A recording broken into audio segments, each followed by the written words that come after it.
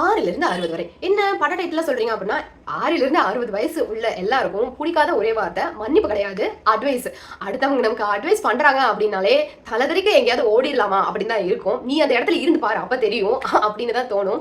ஆனா இந்த அட்வைஸ் பண்றதையே ஒரு வேலையா வச்சு அதையே ஒரு புக்கா எழுதி நிறைய பேர் சக்சஸ்ஃபுல் ஆத்தர்ஸ் அண்ட் ரைட்டர்ஸா இருக்காங்க அப்படின்னா உங்களால நம்ப முடியுதா?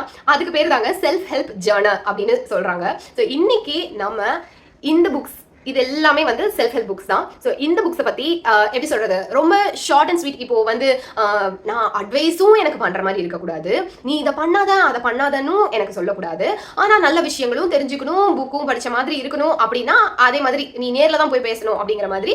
அதுக்கு நீங்கள் இந்த மாதிரி குட்டி குட்டி புக்ஸ்ல இருந்து ஸ்டார்ட் பண்ணீங்கன்னா உங்களுக்கு வந்து அட்டாமிக் ஹேபிட்ஸ், அப்புறம் power of your subconscious mind, அந்த மாதிரியான குண்டான புக்ஸை வந்து படிக்கிறதுக்கு ஈஸியாக இருக்கும். ஸோ இன்னைக்கு இந்த குட்டி புக்ஸை பற்றி தான் நம்ம வந்து கொஞ்சம் கொஞ்சமாக என்ன இருக்கு அப்படின்றத பார்ப்போம். ஸோ ஃபர்ஸ்ட் நான் சொல்ல போறது எனக்கு ரொம்ப பிடிச்ச க்ளோஸ் டு த ஹார்ட், இது எத்தனை வாட்டி வேணா நான் படிப்பேன் அப்படின்னு நினைக்கிற செல்ஃப் ஹெல்ப் புக் தான். இது வந்து ராபின் சர்மா அவர்கள் எழுதின the monk who sold his Ferrari. இந்த புக்கு நான் சொன்ன மாதிரி very close to my heart. ஒரு கதை படிக்கிற மாதிரி தான் இருக்கும். நம்ம வந்து ஒரு செல்ஃப் ஹெல்ப் புக் படிக்கிறோம் அப்படின்ற ஃபீலே கண்டிப்பா இருக்காது. இது வந்து ஒரு பிகினர் கூட டக்குன்னு படிக்கலாம், அவ்வளவு இன்ட்ரெஸ்டிங்கா இருக்கும். அதே சமயம் நிறைய இம்பார்ட்டன்டான விஷயங்கள் வந்து இதுல வந்து சொல்லிருப்பாங்க. இதோடைய ஷார்ட்டா இதோடைய கதை என்ன அப்படின்னா, ஒரு ஃபேமஸான லாயர் இருப்பாரு. அவர் வந்து திடீர்னு அவருக்கு ஒரு நாள் கோர்ட்ல வந்து ஆர்கியூ பண்ணிட்டு இருக்கப்போ ஹார்ட் அட்டாக் மாதிரி வந்துடும். ஸோ அதுக்கப்புறமா அவரு என்ன இந்த வாழ்க்கையில என்ன நடந்துட்டு இருக்கு, என் வாழ்க்கை எதை நோக்கி போய்கிட்டு இருக்கு அப்படிங்கிற மாதிரி எல்லா கரியரை தவிர வாழ்க்கையில எல்லாமே அவருக்கு டோட்டல் டேமேஜா இருக்கிறப்போ அவர் வந்து ஒரு ரிட்ரீட்டுக்கு போயிட்டு நம்ம இந்தியாவில் இருக்க ஹிமாலயாஸ்க்கு வந்துட்டு அதுக்கப்புறமா அவருடைய வாழ்க்கை எப்படி மாறுது, அதுக்கப்புறமா அவர் திரும்பி வந்து பாக்குறப்போ அவரோட ஃப்ரெண்டுக்கே வந்து அவர் அடையாளம் தெரியல. அந்த அளவுக்கு வந்து எங்க ஆயிடுறாரு, டென்ஷன்லெஸ்ஸா ஆயிடுறாரு. அவர் தானா இது அப்படின்ற அளவுக்கு வந்து முக்கியமா வெயிட் லாஸ் பண்ணிடுறாருங்க. ஸோ அந்த அளவுக்கு நிறைய விஷயங்கள் வந்து நடக்குது. என்ன காரணம், எப்படி அவருடைய இந்த சேஞ்சுக்கு என்ன காரணம், அதை வந்து எல்லாருமே அட்டைன் பண்ண முடியுமா அப்படிங்கிறது தான் இந்த கதை. ஸோ கேட்கறப்ப வந்து ஒரு கதை புக் மாதிரி தானே இருக்கு. கண்டிப்பா இது வந்து ஒரு நான் ஃபிக்ஷன் அப்படின்னு உங்களால சொல்லவே முடியாது. அந்த அளவுக்கு ரொம்ப ரொம்ப வெரி வெரி ஈஸி ரீட். இதுல வந்து பாத்தீங்கன்னா நான் அதுல வந்து சில டெக்னிக்ஸ்லாம் வந்து சொல்லியிருப்பாரு. அது எல்லாமே நான் வந்து நோட் பண்ணி வச்சுப்பேன் இந்த புக்ல. ஸோ ஈஸி டெக்னிக்ஸ் எல்லாமே வந்து ஃபாலோ பண்றதுக்கு. இதுல முக்கியமான ஒரு டெக்னிக் வந்து என்னன்னா டெத் பெட் டெக்னிக் அப்படின்னு ஒன்று சொல்லுவாரு.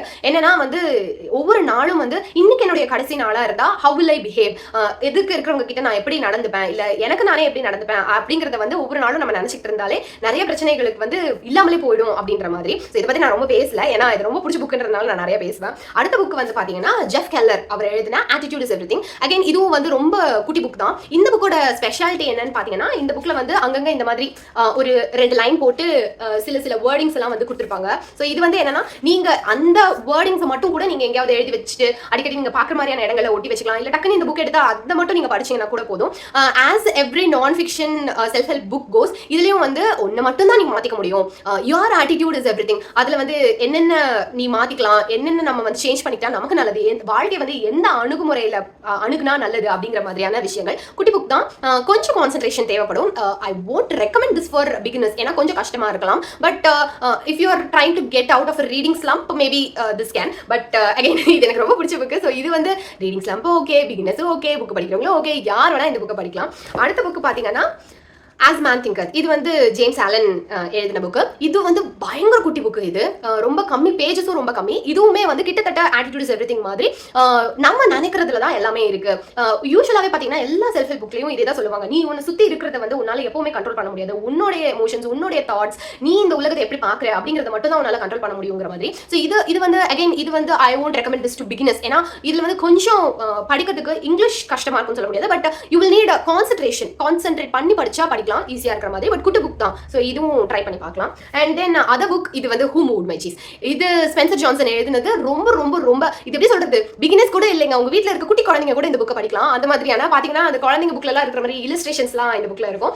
அந்த ஆட்டிடியூட் இஸ் எவ்ரிதிங்ல அந்த கோடு போட்ட வேர்டிங்ஸ் மாதிரி இதுல வந்து பாத்தீங்கன்னா அவங்களே இந்த சீஸ் மாதிரி இருக்கிறதுல சில வேர்டிங்ஸ் கொடுத்துருப்பாங்க. ஸோ அதை மட்டுமே நீங்க வந்து பாத்துக்கிட்டீங்கன்னா கூட போதும். இதுவும் வந்து கிட்டத்தட்ட ஒரு நான் ஃபிக்ஷன் தான், ஆனா ஃபிக்ஷன் மாதிரி.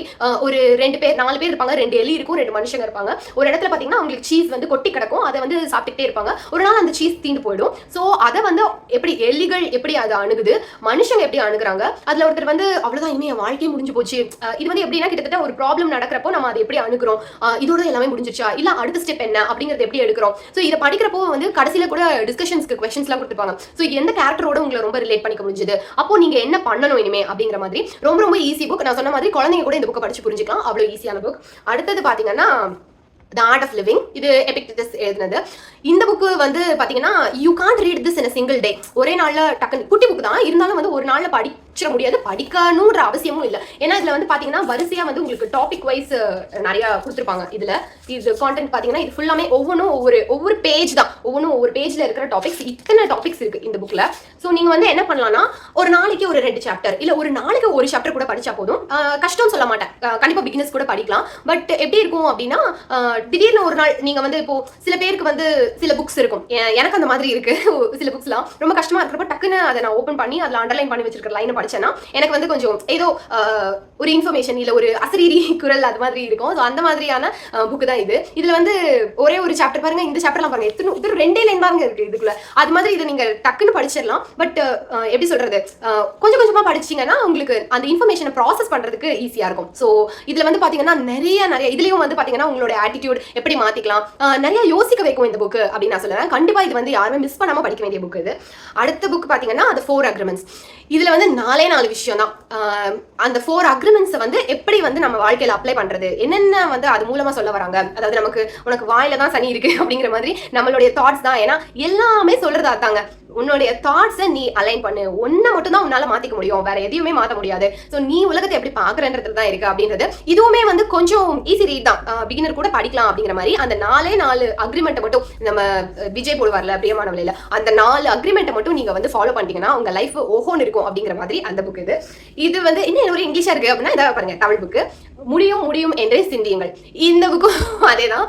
உங்களுடைய தாட்ஸை வந்து நீங்க எப்படி அலைன் பண்ணிக்கலாம், என்னமா இது அப்படின்னா வேற வழியே இல்லைங்க, நம்மள மட்டும் தான் நம்மளால மாத்திக்க முடியும், வேற யாரையுமே நம்மளால மாத்த முடியாது. ஸோ நம்ம நிம்மதியா இருக்கிறதுக்கு நம்மளால என்ன பண்ண முடியுமோ அதை தான் பண்ண முடியும். ஸோ இதுல வந்து பாத்தீங்கன்னா இதுலயும் அதே மாதிரி தான், எண்ணங்களை வளப்படுத்துங்கள், அப்புறம் வந்து முடியும் என்று செயல்படுங்கள், இந்த மாதிரியான டாபிக்ஸ் தான். ஸோ இதுவும் கூட நீங்க வந்து டக்குன்னு படிக்கணும்ன்ற அவசியம் இல்லாம குட்டி டாபிக்ஸா இருக்கிறதுனால அப்பப்போ கூட கொஞ்சம் எடுத்து நீங்க படிச்சுக்கலாம். And here comes yet another most favourite, who will cry when you die. என்னங்க இது அப்படின்னு சொல்லாதீங்க.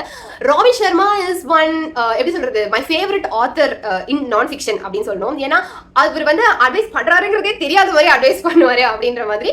அந்த புக் பாத்தீங்கன்னா ஒரு கதை புக் படிக்கிற மாதிரி தான் இருக்கும், மாங்க் ஹூ சோல்ட் ஹிஸ் ஃபெரரி. இது வந்து பாத்தீங்கன்னா என்ன டைட்டில் எப்படி இருக்கு, ஐயோ ரொம்ப சேடான புக்கா இருக்கும் அப்படின்னா அதுதான் கிடையாது.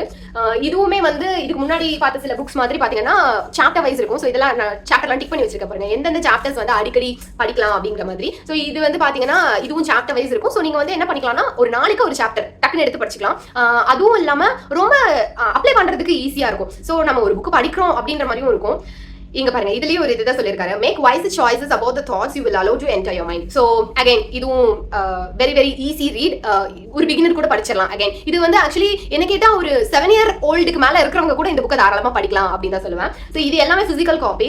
இது இல்லாம நான் 2 புக் வந்து கிண்டல்ல படிச்சேன். ஒன்னு வந்து டோபமைன் டீடாக்ஸ், அது வந்து ரொம்ப ஈஸியான புக். நான் வந்து எப்படி ஒரு நாள்ல ஹாஃப் டே கூட நான் படிக்கல, அவ்வளவு ஈஸியா இருந்தது. ஸோ அதுல வந்து என்ன, இது வந்து தாட்ஸ் கிட்ஸ் அப்படின்ற மாதிரி எல்லாம் இல்லாம, ஸோ இந்த வேர்ல்ட்ல வந்து இப்போ வந்து நமக்கு நிறைய டோபமைன் ஹிட் தேவைப்படுது இல்லையா, ரீல்ல வந்து ஸ்க்ரோல் பண்ணிட்டே இருக்கிறது, லைக் வந்ததா கமெண்ட் வந்ததா அப்படின்னு பார்த்துட்டே இருக்கிறது, அந்த மாதிரியான ஒரு சாக்லேட் சாப்பிட்டா நல்லா இருக்கும், ஃபீல் குட்டா ஃபீல் பண்ணுவேன், I am not feeling good, so comfort food, comfort place, அந்த மாதிரி நிறைய விஷயங்கள் நம்ம கேள்விப்படுறோம் இல்லையா. ஸோ அதெல்லாம் வந்து ஒரு டோபமைன் ஹிட் தான் நமக்கு கொடுக்குது. ஆனா நிஜமாவே ஒரு ஃபீல் குட்டா இருக்கணும்னா என்ன பண்ணணும், ஒரு ஆக்சிடோசின் செக்ரேட் ஆகுறதுனால தான் நம்மளுக்கு வந்து ஒரு ப்ரொலாங்டு எந்த கஷ்டமுமே இல்லாத ஒரு நல்ல விஷயம், நம்ம எப்படி சொல்றது, ஒரு குட் பிரெயின் கெமிக்கல் அது. ஸோ அது செக்ரேட் ஆகிறதுக்கு நம்ம என்ன பண்ணணும் அப்படிங்கிற மாதிரி வெரி ஈஸி ரீட். ரொம்ப குட்டி புக்கு.